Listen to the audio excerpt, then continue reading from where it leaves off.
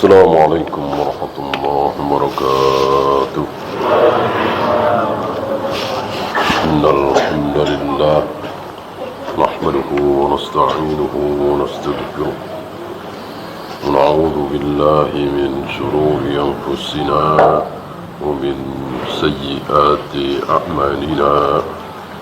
Man yahdihillahu fala mudilla lahu ومن يضلل فلا هادي له أشهد أن لا إله إلا الله وحده لا شريك له وأشهد أن محمدا عبده ورسوله وبعد. Kita sampai hadis Mu'adz setelah beliau membawakan inni tariku lan tadillu min ba'di, aku tinggalkan di tengah-tengah kalian dua hal yang apabila kalian berpegang teguh kepada dua hal tersebut, kalian tidak akan sesat. Ini mafhum mukhalafahnya, bahwa kalian pasti sesat. Kalian pasti sesat kalau tidak berpegang kepada dua hal itu. Kiai, ulama, ajengan, habib, tokoh pasti sesat kalau meninggalkan dua hal itu. Banyak saudara-saudara kita yang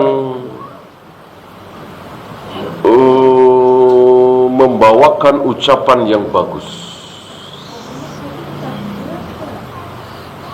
tapi menyesatkan. Diawali dengan kalimat, siapa yang lebih tahu tentang Al-Quran dan hadis? Kita apa para ulama? Ya tentu para ulama.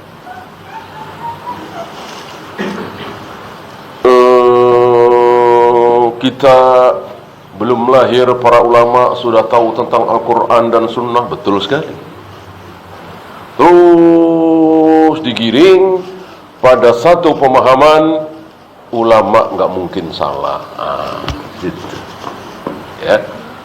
Maka menyalahkan sebagian kita yang mengkritik Imam Syafi'i yang kunut subuh, mengkritik Abu Hanifah yang membolehkan nikah tanpa wali, mengkritik kita yang yang menyalahkan Imam Malik dalam masalah puasa 6 hari di bulan Syawal. Intinya bahwa ulama nggak mungkin salah. Jelas ini keliru. Ya. Buat apa Nabi mengatakan kalimat ini? Dua hal. Kalau kita boleh menyelisihi atas nama ulama,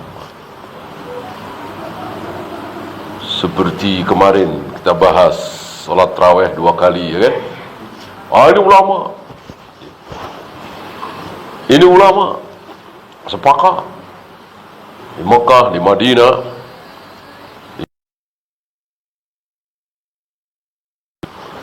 Ini ulama. Ya tentu ini bukan Al-Quran dan bukan Sunnah. Al-Quran dan Sunnah adalah pemahaman dan praktek Rasul dan para sahabat. Adakah riwayat Rasul dan para sahabat berjamaah salat tarawih 2 kali dalam satu malam, dalam satu masjid? Yang pertama habis Isya, yang kedua nanti menjelang sahur. Kalau ada, sami'na wa ata'na. Kalau tidak ada, kenapa kita mesti melakukan? Hanya gara-gara hari ini dilakukan di Masjidil Haram, Masjid Nabawi, Masjid Istiqlal, Masjid Al-Azhar, Masjid di Mesir dan seterusnya. Padahal itu semua bukan dalil. Itu semua bukan dalil. Ya, kita lanjut hadis Mu'adz.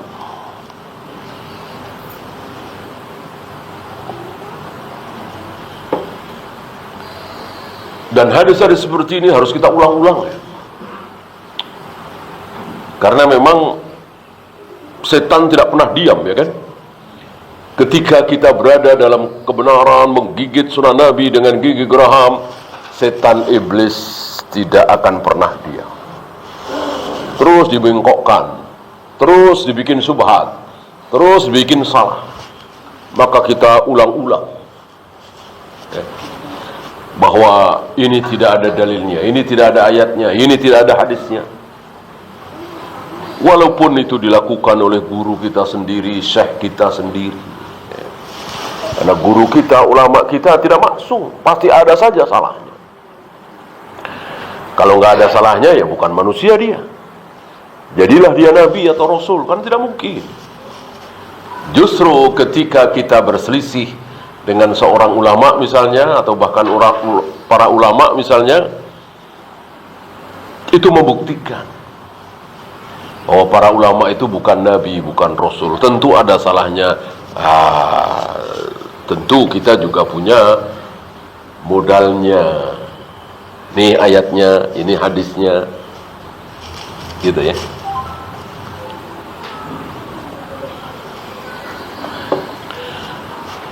Ya, kita masuk hadis Mu'adz. An Mu'adz bin Jabal radhiyallahu anhu qala, Mu'adz bin Jabal bercerita, kuntu radifan Nabi sallallahu alaihi wasallam ala himar. Aku membonceng Nabi naik himar. Himar, kuda tapi kecil sekali, keledai ya. Tentu kecil, murah, tidak bisa cepat, tidak gagah. Kalau kuda kan besar, gagah, mahal. Rupanya kendaraan mewah bukan hanya hari ini. Di zaman Nabi, di masa lalu sudah ada kendaraan mewah, yaitu kuda yang gagah, yang bisa lari cepat dan mahal sekali. Ada satu kuda yang mau ditukar dengan 10 kuda, 15 kuda nggak dikasih. Karena memang ya seperti hari ini. Ada satu mobil kalau ditukar dengan 10 mobil masih mahalan satu mobil. Ada nggak? Ya ada, banyak. Oke?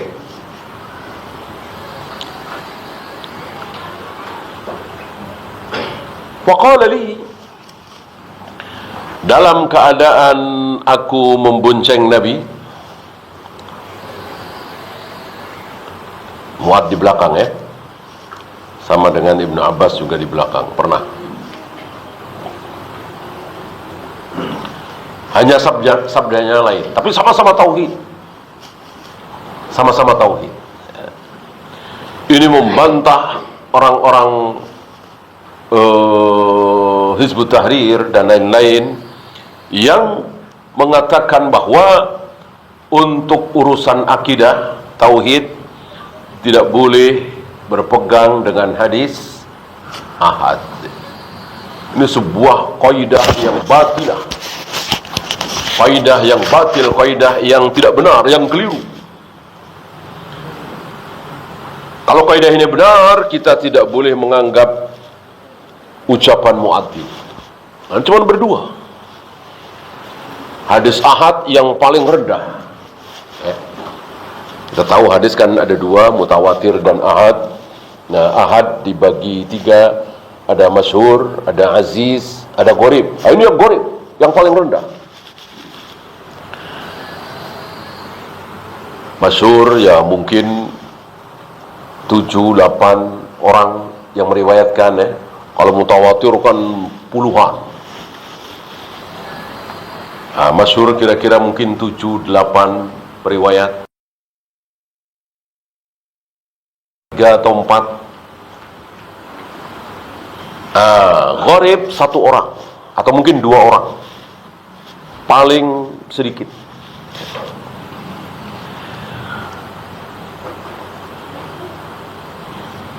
Berarti ketika Nabi sedang berdua saja dengan seorang sahabat, Nabi tidak boleh berbicara tentang akidah. Nabi tidak boleh berbicara tentang tauhid. Tentu ini mengada-ada ya. Ngatur-ngatur Nabi. Ini salah satu bukti. Nabi hanya berdua dengan Mu'adz bin Jabal dan berbicara tentang tauhid, tentang akidah. Mari kita lihat. Dan besar sekali ucapan Nabi ini. Hanya didengar oleh satu sahabat bernama Mu'adz bin Jabal. Dan akhirnya sampai ke kita semua. Padahal Nabi melarang menyampaikan. Mari kita lihat. Ya Mu'adz, wahai Mu'adz, atadri ma haqqullahi 'alal 'ibad? Tahukah engkau apa hak Allah terhadap hambanya? Wa ma haqqul 'ibadi 'ala Allah? Dan apa hak hamba terhadap Allah? Dijawab oleh Mu'adz apa? Dijawab oleh Mu'adz, Allahu wa rasuluhu a'lam. Hanya Allah dan Rasulnya yang tahu, yang lebih tahu, yang paling tahu. Ini adab para sahabat ketika ditanya oleh Nabi, dites oleh Nabi. Walaupun tahu, ya, walaupun tahu. Siapa contoh? Ibnu Umar. Nabi pernah bertanya, tahukah kalian pohon yang mirip-mirip seorang muslim, sifatnya begini-begini, dia tidak menjatuhkan daunnya sebelum begini-begini, kuat, akarnya kuat dan seterusnya. Tahukah pohon apa? Gak ada yang jawab. Ibnu Umar tahu dalam hati bahwa itu kurma, tapi karena adab gak berani jawab, ya. Merasa bahwa dirinya paling kecil, paling muda. Ibnu Umar itu waktu perang Badar kan gak boleh ikut. Umurnya baru 13 atau 14. Perang Uhud setahun kemudian atau 2 tahun kemudian boleh ikut, 15. Ya. Berarti waktu itu ya belasan tahun lah. Apakah sabda ini setelah perang Uhud atau sebelum perang Uhud? Ya, yang jelas Ibnu Umar belasan tahun. Sementara di situ ada Abu Bakar, ada Umar, ayahnya ya. Diam. Setelah diam, padahal Ibnu Umar tahu. Maksudnya walaupun tidak yakin betul, tapi ada dugaan. Karena dia pintar kan. Sifat-sifat yang disabdakan oleh Nabi itu ada di pohon kurma. Bahwa pohon tersebut adalah pohon kurma.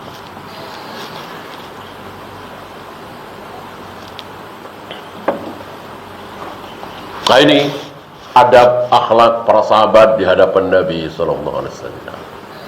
Menjawab aja nggak berani. Bandingkan dengan adab saudara-saudara kita, kayak nggak punya adab kepada Nabi. Nabi nggak nyuruh bikin selawat naria, ini bikin selawat naria. Nabi hanya mencontohkan selawat Ibrahim, ini dibikinlah selawat naria, selawat Badar, selawat Al-Fatih, selawat Tibul Qulub, selawat macam-macam. Ini nggak ada adab sama sekali. Ya. Mulutnya lemes sekali mengatakan lemesnya. Licin sekali mengatakan kami cinta kepada Rasulullah, kami cinta kepada Rasulullah. Lemes sekali itu ngomong begitu. Tapi prakteknya nggak ada adab. Berani bikin-bikin selawat yang tidak pernah diajarkan oleh Rasul. Para sahabat juga tidak mengenal. Bandingkan dengan para sahabat, adabnya luar biasa. Menjawab saja tidak berani, walaupun tahu gitu.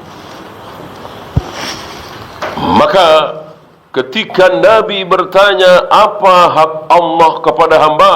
Apa hak hamba kepada Allah? Mu'ad bin Jabal menjawab, Allahu wa rasuluhu a'lam. Hanya Allah dan Rasulnya yang lebih tahu. Lalu Nabi bersabda, Haqqullahi 'alal 'ibad an ya'buduhu wa la yusyriku bihi syai'a.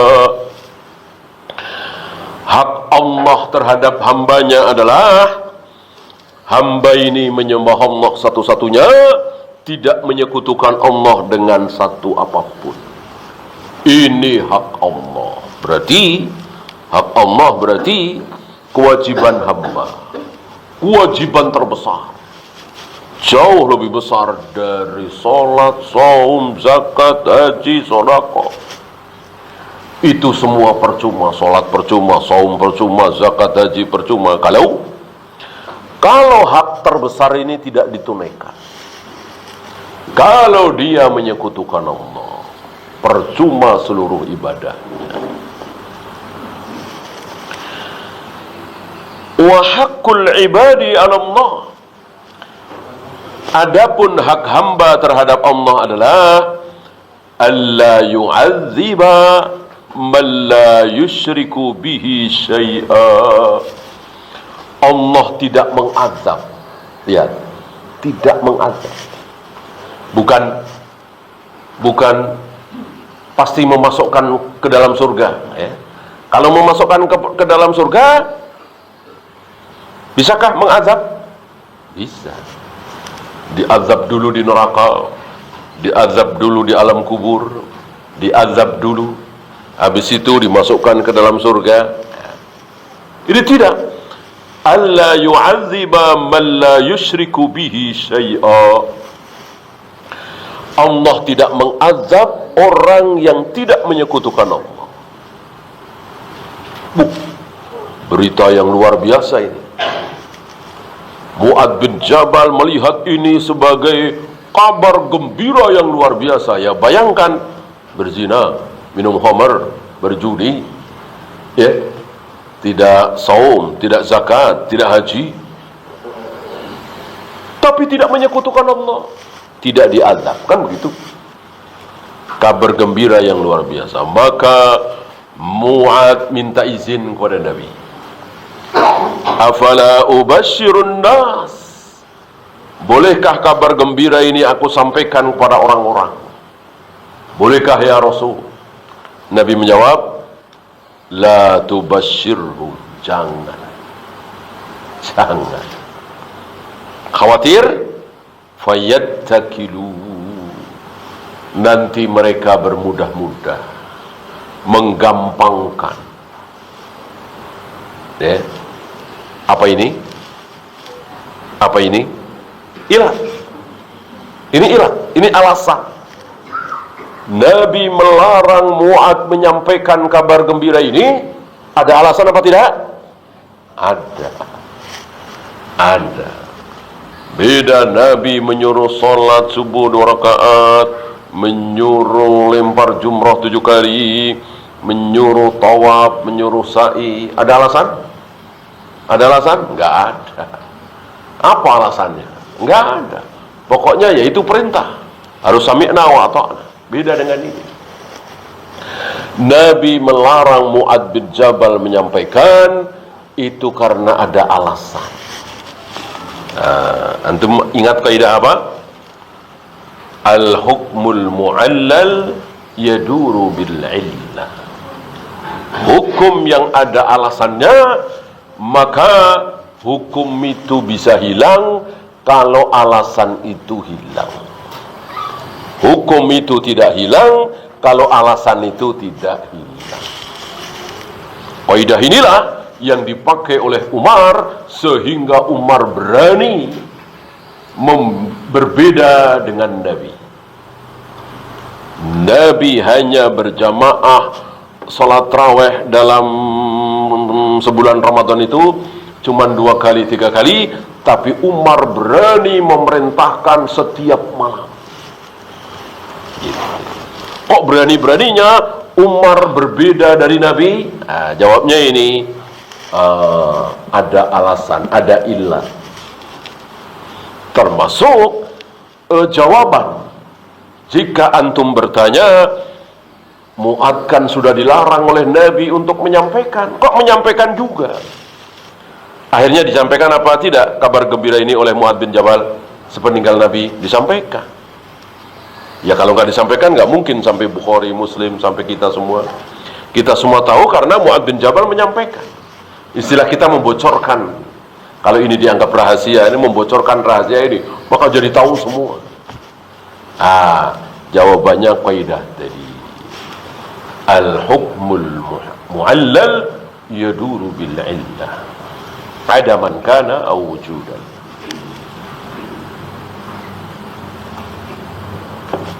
Hukum yang ada alasannya, maka hukum itu akan hilang kalau alasannya hilang. Akan terus ada jika alasannya ada. Ya.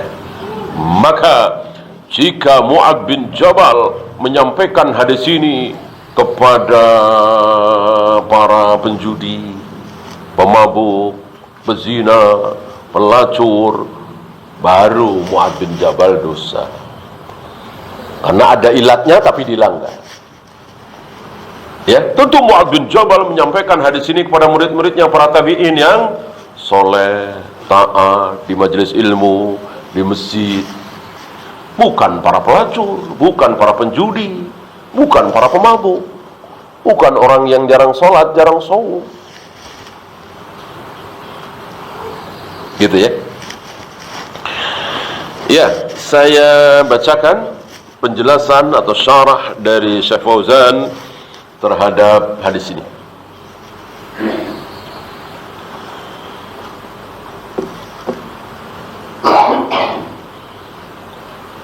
Fi hadzal haditsil adzim, di hadis yang besar ini, fadilatun li Mu'adz, terdapat keutamaan Mu'adz bin Jabal. Jika tidak ada hadis tentang Mu'adz bin Jabal kecuali ini doang, maka sudah cukup Mu'adz bin Jabal itu mempunyai keutamaan. Tentu Nabi tahu, diberitahu oleh Allah siapa Mu'adz bin Jabal.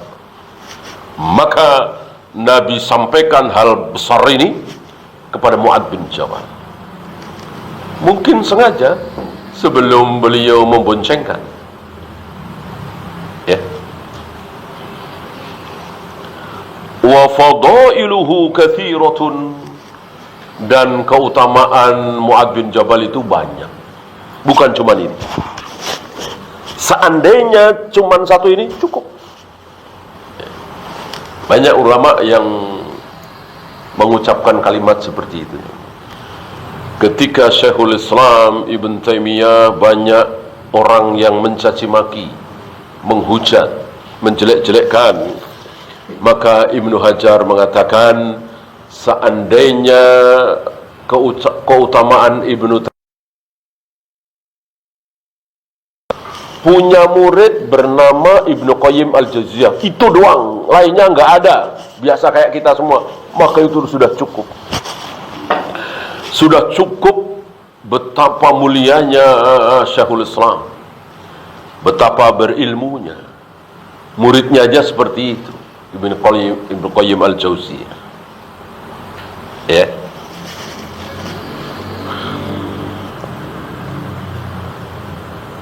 Seandainya seumur hidupku aku salat yang diterima cuma satu, maka itu sudah cukup.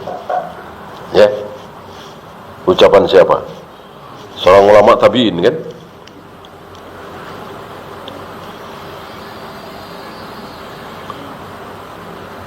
Wa huwa Mu'adz bin Jabal al-Ghazraji al-Ansari.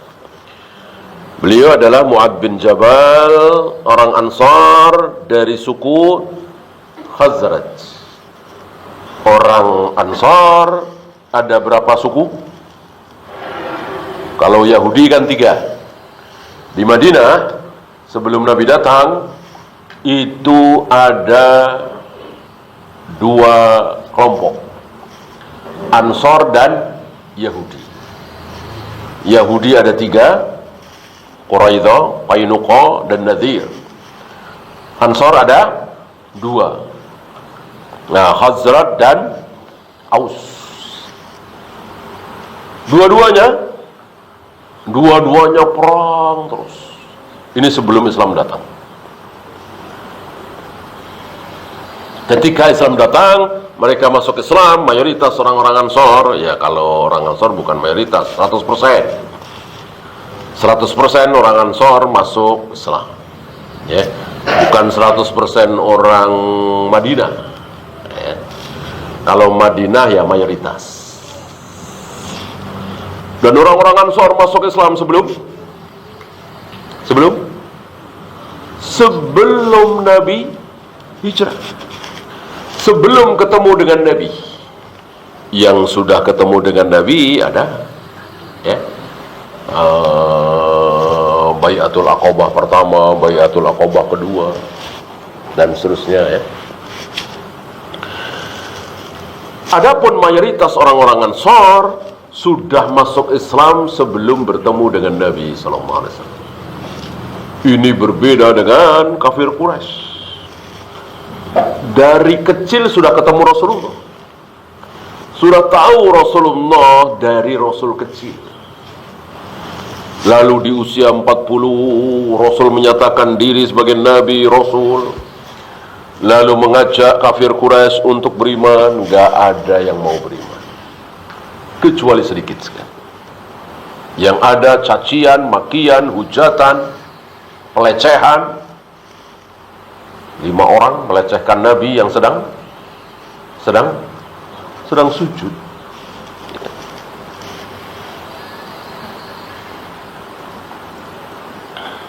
Ansor sebaliknya, belum bertemu Nabi sudah Islam. Siapa yang berperan di sini sebagai asbab? Mus'ab bin Umair, salah satu sahabat yang diutus oleh Nabi untuk berdakwah, menyampaikan Islam, mengajak orang-orang Madinah untuk masuk Islam adalah Mus'ab bin Umair, yang akhirnya syahid dalam perang Uhud. Ahadu awiyatil ilmi, salah satu di antara sekian sahabat yang menjadi wadah ilmu. Ilmu itu banyak masuk ke dalam wadah. Wadahnya, salah satu wadahnya adalah Mu'adz bin Jabal. Tentu bersama dengan sahabat yang lain. Bukan cuma beliau yang berilmu, ya kan? Wa a'lamu hadhil ummati bil halali wal haram. Dan Mu'adz bin Jabal dinyatakan oleh Nabi sebagai umatku yang paling tahu tentang mana yang halal, mana yang haram. Nomor 1. Berarti Abu Bakar kalah, Umar kalah, Utsman, Ali kalah dalam hal ini. Gitu. Dalam hal tegas memisahkan mana yang hak, mana yang batil, ya Mu'adz kalah, Umar menang. Dalam hal kelembutan hati, keyakinan, keimanan yang luar biasa, tentu Mu'adz bin Jabal kalah. Siapa yang menang? Abu Bakar. Ya, dan seterusnya dan seterusnya. Itulah para sahabat. Menonjol di sini, kurang di sini. Kurang sebelah sini, menonjol di sini. Adapun dalam hal ilmu kan sholat 5 waktu. Tidak ada satupun sahabat yang tidak puasa Ramadan. Tidak ada satupun sahabat yang tidak bayar zakat. Maka kisah tentang siapa? Katanya ada sahabat tadinya miskin, lalu didoakan oleh Nabi jadi kaya. Begitu kaya, akhirnya nggak mau bayar zakat. Sa'labah ini dhaif. Ini tidak ada. Ya. Tidak ada sahabat bernama Sa'labah yang tidak mau bayar zakat. Tidak ada sahabat yang tidak menjalankan kewajiban, terutama rukun Islam. Gitu ya.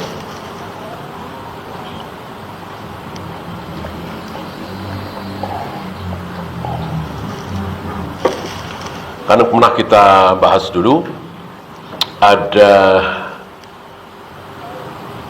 3 ya, yang tidak mungkin ada pada diri sahabat.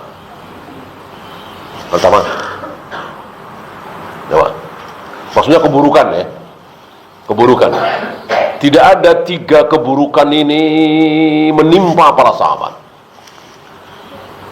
Kalau zina ada nggak? Ada. Mencuri ada. Berkhianat ada. Atib bin Abi Balta'ah ya. Adapun 3 keburukan ini tidak ada pada diri sahabat. Dan ini keburukan terbesar. Nomor 1, nomor 2, nomor 3 ya. Apa? Yang pertama? Syirik. Tidak ada satupun sahabat yang berbuat syirik. Yang kedua? Bid'ah. Tidak ada satupun sahabat yang berbuat bid'ah, terkena subhat, lalu subhat itu terus diteruskan. Tidak ada ya. Yang ketiga, yang terakhir, meninggalkan kewajiban. Tidak ada. Jadi tidak ada sahabat yang tidak sholat, yang tidak saum, yang tidak zakat, yang tidak haji ya.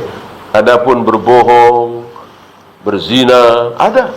Minum khamr ada, sampai dicambuk oleh Umar padahal Al-Badar gitu ya. Hukuman tetap hukuman. Walaupun Ahlul Badar ikut perang Badar dijamin masuk surga, berbuat salah ya dihukum. Bahwa pasti akan diampuni, ya itu kan urusan Allah. Allah yang mengampuni. Adapun hukuman khalifah tidak ada ampun. Kalau zina ya dirajam atau dicambuk. Kalau menuduh orang mengatakan si fulan dan fulanah berzina padahal tidak membawa 4 orang saksi laki-laki, ya harus dicambuk 80 kali walaupun dia benar. Dan itu sudah ada contohnya, yaitu Abu Bakrah. Abu Bakrah mengatakan fulan dan fulanah berzina. Tadinya 3 orang ya, bersama Abu Bakrah. Ini zaman Umar, melapor kepada Umar. Kata Umar, kurang 1. Kan saksi perzinahan minimal harus 4 orang laki-laki. Ini baru 3. Ya mereka tidak bisa mendatangkan orang yang lihat cuman kami bertiga. Masuk kami nyari-nyari. Kata Umar, cabut persaksian kalian. Kalau kalian tidak cabut, justru kalian yang akan aku cambuk 80 kali.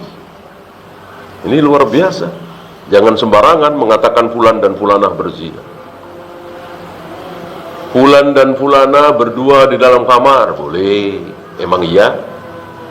Fulan dan fulanah berangkulan, berpelukan di tempat sepi, emang iya? Silakan. Tapi mengatakan berzina, hati-hati. Hati-hati ya.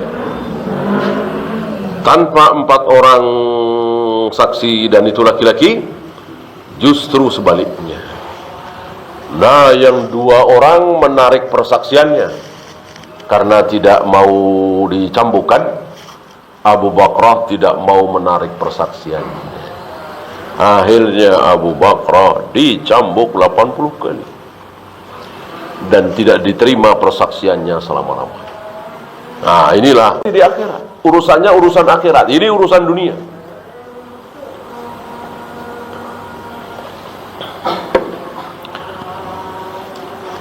وقد استخلفه النبي صلى الله عليه وسلم على مكة, dan Nabi mewakilkan Mu'ad bin Jabal untuk memimpin Mekah.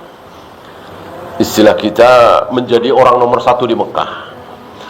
Lamma fatahaha, ketika Rasul dan para sahabat berhasil menguasai Mekah. Abu Jahal, Abu Lahab, Abu Sufyan, Walid bin Mughirah udah kalah. Yang ditunjuk oleh Nabi untuk memimpin Makkah adalah Mu'adz bin Jabal, qadiyan wa mu'alliman, sebagai qadi wa mu'alliman, pengajar, menyampaikan ilmu. Berarti pemimpin pemerintahan di zaman Nabi betul-betul ditunjuk yang berilmu. Ya.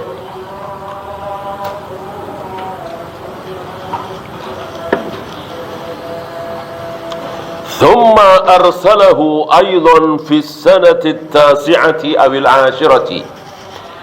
Kemudian Nabi juga mengutus Mu'adz bin Jabal di tahun ke-9 atau ke-10. Beliau ragu antara 9 dan 10. Mungkin akhir tahun ke-9 atau awal tahun ke-10. Ya. Kemana? Ila Yaman. Ke Yaman. Ya. Yaman tidak berubah namanya sampai hari ini. Sama dengan Mesir tidak berubah, Mekah, Madinah tidak berubah. Yang berubah Syam. Syam berubah. Ya. Berubah dan pecah. Syam meliputi Palestina, Lebanon, Syria, ya. Ini Damaskus, Damaskus, ya. Damaskus masih disebut-sebut, ya. Ini semua adalah Syam. Irak, Kufah, Baghdad tidak berubah. Sampai hari ini masih ada, ya. Palestina tidak ada. Di zaman Rasul, sahabat, tabi'in, atba'u tabi'in, belum ada nama Palestina. Ya. Ada Ilya, Homs. Ada nama-nama yang berubah. Jika berkaitan dengan keutamaan dan ibadah, maka harus dikembalikan. Seperti Bir Ali, tidak pantas nama Bir Ali. Karena Rasulullah, para sahabat, para tabi'in tidak mengenal nama Bir Ali. Rasul dan para sahabat menyebut sebagai Dzul Khulaifah. Tempat penduduk Madinah bermiqat saat mau haji atau umrah menuju Makkah. Dzul Khulaifah. Yalamlam, Qarnul Manazil dan seterusnya sepertinya tidak berubah. Ada nama-nama yang berubah. Yaman termasuk yang tidak berubah. Qadiyan wa mu'alliman, sama. Sebagai qadi, sebagai pengajar. Thumma ja'a minal Yaman ba'da wafatin Nabi sallallahu alaihi wasallam. Kemudian Mu'adz bin Jabal kembali ke Madinah. Kembali dari Yaman ke Madinah saat Nabi sudah wafat. Jadi ada beberapa sahabat, bukan ada, banyak ya, cukup banyak, yang tidak di Madinah saat Nabi wafat. Ya.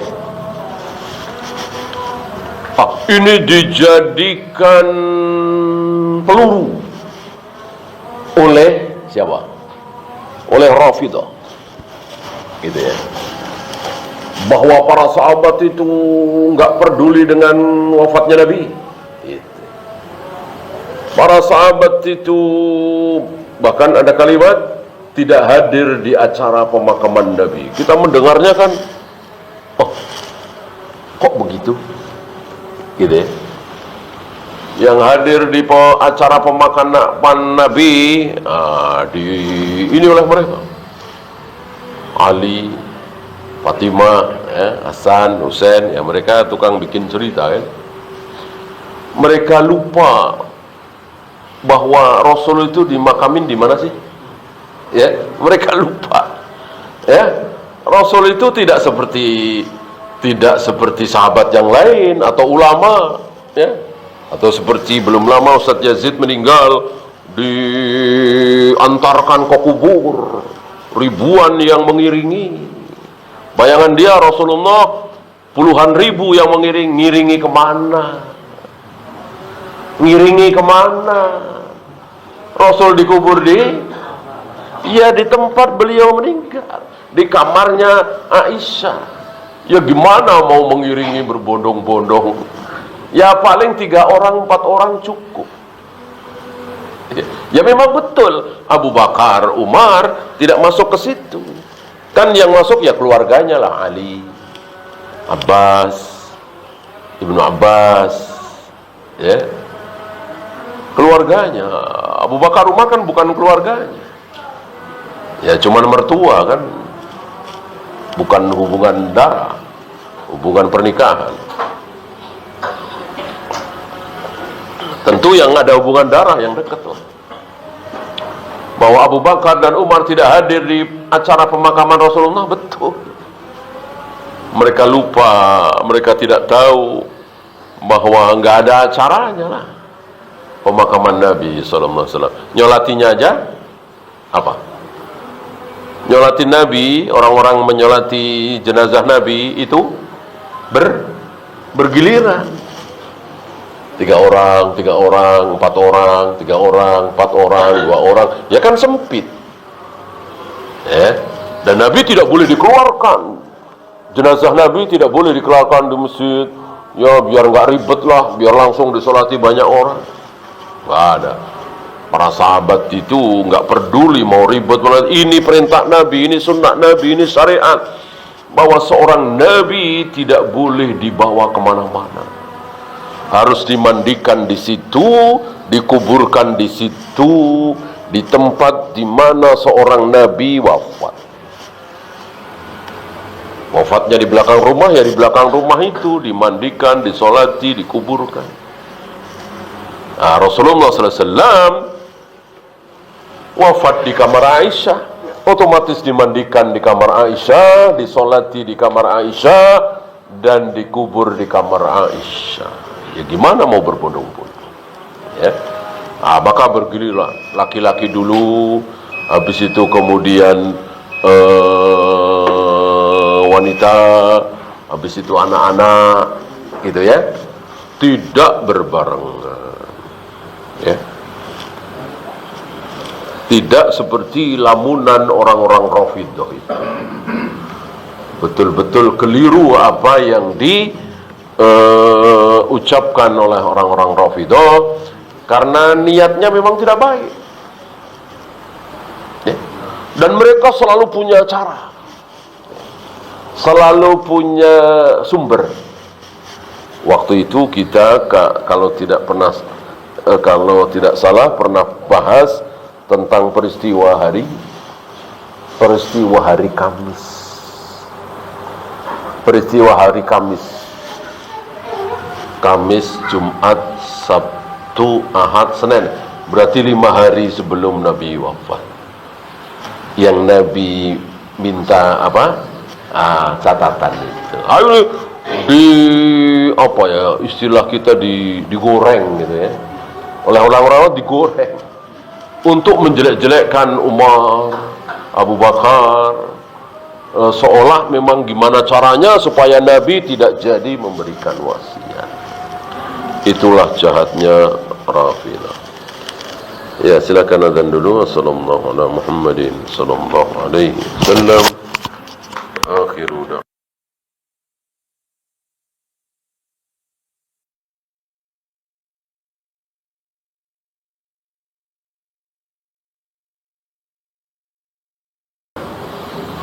Alhamdulillah, salatu wassalamu ala Rasulillah. La hawla wa la quwwata illa billah. Kita lanjut.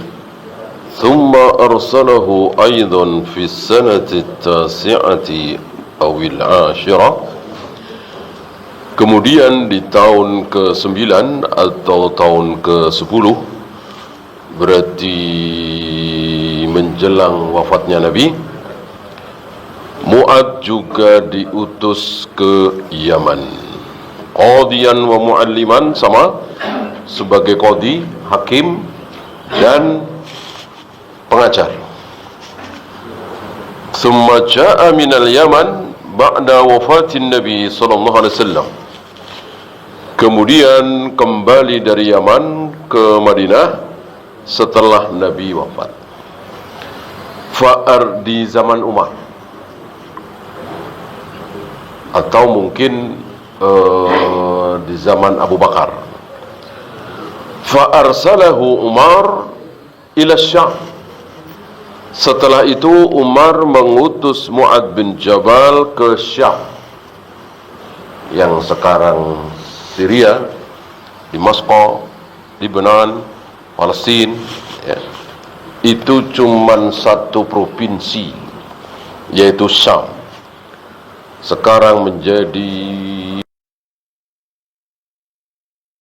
satu provinsi. Berarti semakin kesini semakin pecah dan tidak bersatu. Seandainya mereka bersatu kompak melawan Yahudi, barangkali tidak seperti yang kita saksikan hari ini. Ada yang berniat melawan, ada yang berniat jangan. Ya, kenapa? Kenapa? Karena tidak di bawah satu pimpinan.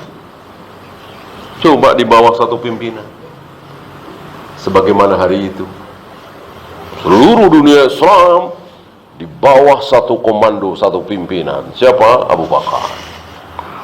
Abu Bakar wafat, Umar wafat, Utsman wafat, Ali, dan seterusnya. Maka kebijakan itu satu, menjadi kuat, ya. Musuh-musuh Islam menjadi lemah. Tidak seperti hari ini, sebaliknya. Musuh-musuh Islam menjadi kuat, kaum muslimin menjadi lemah. Wa tuwfiya hunaka fi Syam fi ta'un. Kemudian Mu'ad bin Jabal akhirnya wafat di Syam dengan asbab ta'un. Jadi ta'un itu, wabah itu, istilah kita pandemi, itu bukan hal yang baru. Dari zaman sahabat sudah ada, dan cepat menyebar, sebagaimana yang kita alami 3 tahun 4 tahun yang lalu, ya. Cepat menyebar, banyak yang meninggal. Bagaimana para sahabat dalam menghadapi ta'un? Cukup berpegang dengan satu sabda Nabi, satu dalil. Yang sudah di dalam jangan keluar, yang di luar jangan masuk. Udah. Enggak ada sholat Jumat libur, sholat jamaah renggang-renggang, enggak ada. Yang ada cuma itu. Ya. Kalau memang kena meninggal, ya termasuk Mu'ad bin Jabal, kan? Mati syahid. Orang yang meninggal karena ta'un syahid, diampuni seluruh dosa. Ya, makanya enggak usah. Belum ajalnya ya enggak bakalan mati, walaupun gejalanya luar biasa. Ya muntah, enggak doyan makan, pusing, enggak mencium aroma apapun. Banyak sekali kan saudara-saudara kita seperti itu. Tapi karena memang belum ajalnya, ya sampai hari ini masih. Yang sudah ajalnya, ya meninggal, walaupun tanpa gejala, ya. Walaupun gejalanya cuma sedikit, emang udah ajalnya, ya. Ada yang berjalan bonceng motor, turun dari motor, ketawa-ketawa, ya. mau di apa itu, di swab ya, setelahnya di swab dulu ya. Setelah di swab positif ya, setelah positif nggak boleh pulang, harus di situ 2 hari apa 3 hari meninggal ya. Kenapa? Ya udah aja, nggak ada hubungannya dengan COVID, dengan jantung, dengan paru-paru, dengan kanker. Kalau kita sudah mendapati si fulan meninggal, mendengar berita si fulan meninggal, jangan bahas. Iya, kanker, paru-paru, jantung, COVID, ini, itu. Emang sudah habis jatahnya. Nggak bakalan maju, nggak bakalan mundur. Maka jantung, paru-paru, liver, kanker itu cuman asbab. Bisa ada, bisa tidak. Nggak harus ada. Nah, ini banyak saudara-saudara kita yang terkena subhat orang-orang kafir. Tak tahu takdir, dikasih tahu mungkin nggak percaya ya. Kalau umur manusia itu sudah ada tulisannya masing-masing di sisi Allah, ngosok kata siapa ya, kata Allah dan Rasulnya. Mungkin mereka nggak percaya, maka mereka bikin cara supaya panjang umur, bikin cara supaya tidak mati muda. Begini caranya, yang olahraga, yang gizi seimbang, yang istirahat teratur, yang ini makan ini. Kaum muslimin boleh seperti itu, tapi jangan dihubung-hubungkan dengan kematian. Ajal nggak ada hubungannya sama sekali. Kanker, paru-paru, kecelakaan, COVID tidak ada hubungannya dengan ajal sama sekali. Kenapa? Karena yang pertama kali ditentukan oleh Allah itu sakitnya apa ajalnya? Ajalnya dulu. 10 Februari misalnya. Ba'da asar itu dulu ditulis. Ya, baru setelah itu ya. Apa kanker, apa liver, apa kecelakaan, apa kepleset, apa tabrakan, itu menjadi tidak penting. Tentu ketika sudah kejadian. Ya. Dari COVID kemarin, misalnya yang mati kena COVID Indonesia, misalnya 200.000 misalnya. Seandainya COVID itu tidak ada, apakah 200.000 orang Indonesia itu sekarang masih hidup? Ya tetap aja mati, walaupun COVID tidak ada ya. Jadi sekali lagi, kalau sudah ada yang meninggal, jangan bahas masalah asbab, kecuali belum, supaya tidak terkena kanker. Jangan makan yang junk food segala macam. Gimana caranya supaya tidak terkena jantung? Ya, jangan makan yang terlalu berlemak-lemak misalnya. Silakan. Ketika masih segar bugar. Kalau sudah mati, yakinilah bahwa itu takdir. Allah. Ada pertanyaan?